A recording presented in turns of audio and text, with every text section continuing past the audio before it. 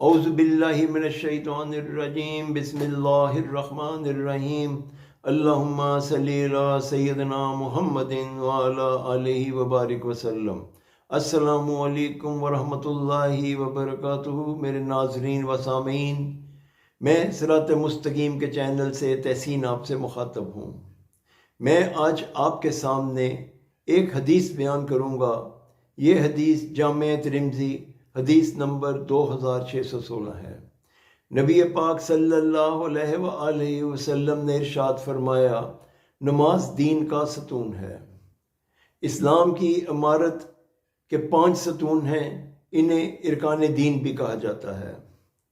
ایک توحید، دوسرا نماز، تیسرا روزہ، چوتھا زکوٰۃ اور 5واں حج۔ توحید کے بغیر کوئی بھی انسان دار اسلام میں داخل نہیں ہو سکتا۔ توحید کے معنی ہیں اللہ تعالیٰ کو یکتا ماننا، اللہ تعالیٰ کو وحدہ لا شریک ماننا، اللہ تعالیٰ کو کل شیء قدیر ماننا، دل سے ماننا اور زبان سے اقرار کرنا ضروری ہے۔ اس رکن کے بعد سب سے اہم رکن جو ہے وہ نماز ہے۔ نبی پاک صلی اللہ علیہ وسلم نے فرمایا، نماز میری آنکھوں کی ٹھنڈک ہے۔ ایک روز حضرت عبداللہ ابن مسعود نبی پاک صلی اللہ علیہ وسلم کی خدمت میں حاضر ہوئے اور آ کر پوچھا، یا رسول اللہ، مجھے یہ بتائیے کہ اللہ رب العزت کو دنیا میں سب سے زیادہ پسند عمل کون سا ہے؟